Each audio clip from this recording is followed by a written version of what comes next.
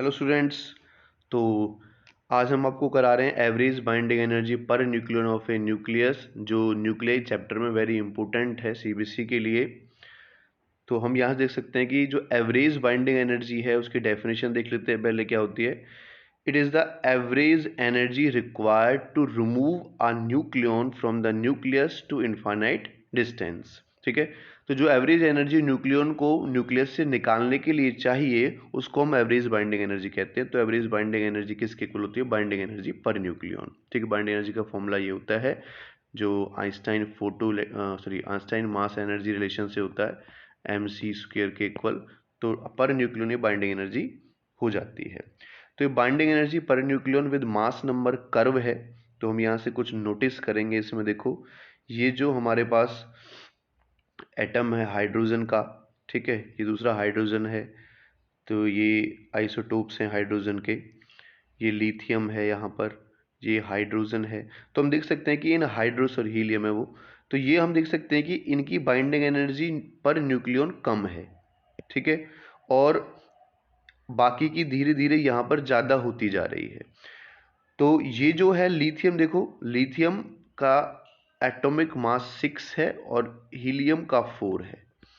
ठीक है, लेकिन हम देख सकते हैं कि हीलियम की बाइंडिंग एनर्जी पर न्यूक्लियन ज़्यादा है और इसकी बाइंडिंग एनर्जी पर न्यूक्लियन कम है लिथियम की। क्यों है बच्चों वो? इससे क्या पता चल रहा है? इससे ये पता चल रहा है कि जो हीलियम का न्यूक्लियस है वो ज़्यादा स्टेबल है। सिमिलरली यहाँ पर नाइट्रोजन और कार्बन को हम देख सकते हैं, तो कार्बन ज़्यादा स्टेबल है। यहाँ पर हम देख सकते हैं कि ऑक्सीजन 18 और ऑक्सीजन 16, तो ऑक्सीजन 16 जो है वो ज़्यादा स्टेबल है। यहाँ से हम देख सकते हैं इस ग्राफ से। ठीक है, ऐसे ही सिल्वर। तो सबसे ज़्यादा बाइंडिंग एनर्जी कर्व किसकी है? हमारे पास आयरन की है, Fe की। तो ये पॉइंट मैंने यहाँ पर लिखे भी हुए हैं और इससे न्यूक्लियर फिजन और फ्यूजन के क्या क्वेश्चन पूछे जाते हैं हम देख लेंगे यहाँ पर अभी, जो बोर्ड में पूछे जाते हैं। ये यूरेनियम है, देखो यूरेनियम की बाइंडिंग एनर्जी कर्व इससे कम हो गई। ठीक है, तो ये पॉइंट अभी मैं डिस्कस करूंगा जो लिखे हुए हैं कि इसकी कम होने क्या शो कर रहा है, इसका ज़्यादा होना क्या शो कर रहा है। यहाँ पर लिखे हुए हैं देखो। तो ग्राफ से हमने देखा कि एवरेज बाइंडिंग एनर्जी पर nucleon for lighter nuclei like hydrogens की जो आइसोटोप्स है उनकी स्मॉल होती है। For mass number ranging 2 to 20 there are sharply defined peaks corresponding to. Helium की हमें पीक मिली, ऑक्सीजन की हमें कार्बन की पीक मिली, ऑक्सीजन की हमें यहाँ से पीक मिली। तो हम यहाँ से देख सकते हैं कि जो पीक्स हैं वो क्या इंडिकेट्स कर रहे हैं कि these nuclei are relatively more stable than the other nuclei in their neighbourhood.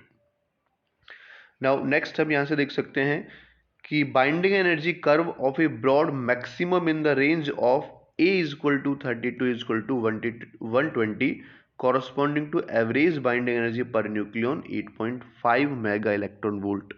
यानी A = 30 से A = 120 की जो बाइंडिंग एनर्जी है, average binding energy per nucleon, वो 8.5 मेगा इलेक्ट्रॉन वोल्ट है।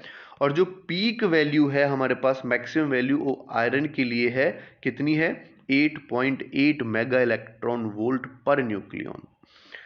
As mass number increase further from, देखो iron के बाद फिर से मास नंबर बढ़ रहा है, लेकिन हमारे पास जो बाइंडिंग एनर्जी है वो डिक्रीज हो रही है। 7.6 मेगा इलेक्ट्रॉन पर न्यूक्लियन तक वो जा रहा है यूरेनियम के लिए। तो जो डिक्रीज है may be due to the Coulomb repulsion between the protons. ठीक है, जो न्यूक्लियस है उसमें बहुत सारे प्रोटॉन हो जाएंगे यूरेनियम के न्यूक्लियस में, जिससे वो क्या करेंगे? रिपेल करेंगे तो बाइंडिंग एनर्जी पर न्यूक्लियन उसकी कम हो जाती है। So heavy nuclei are therefore less stable, तो लेस स्टेबल होते हैं। नेक्स्ट इसके इंपोर्टेंस देख लेते हैं कि बाइंडिंग एनर्जी पर न्यूक्लियन के क्या इंपोर्टेंस हैं। When we move from heavy region to the middle region, there will be a gain in the overall binding energy and binding energy increase in any reaction energy is released। तो कह रहा है कि अगर हम lower से higher की तरफ जाते हैं तो binding energy per nucleon increase हो रही है। इसका मतलब है कि वहां से जो एनर्जी है वो रिलीज होगी। एनर्जी क्या होगी बच्चों?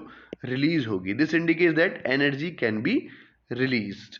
Okay, when heavy nucleus breaks into two roughly equal fragment, this process is nuclear fission। इसको न्यूक्लियर फिजन कहते हैं। जो बोर्ड में पूछा जाता है कि बाइंडिंग एनर्जी पर न्यूक्लियर फिजन और फ्यूजन से कैसे रिलेट है, वो आपको बताना है on the basis of binding energy curve, differentiate between nuclear fission and fusion, या explain nuclear fission and fusion.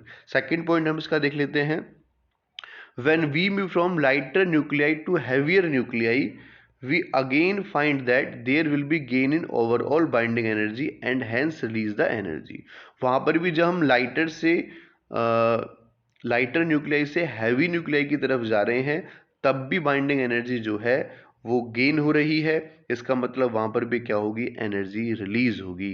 This indicate that energy can be released when two or more nuclei together to form a heavy nucleus.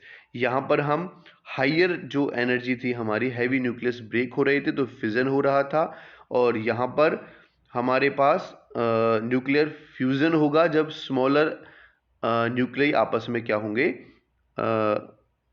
Smaller nuclei आपस में together fuse होंगे। Possibility to release energy, तो यहाँ पर भी energy होगी। दोनों cases में जो एनर्जी होती है वो रिलीज होती है। तो ये हमने बाइंडिंग एनर्जी कर्व को थोड़ा सा एक्सप्लेन किया, ये आपसे पढ़ सकते हैं। Thank you so much.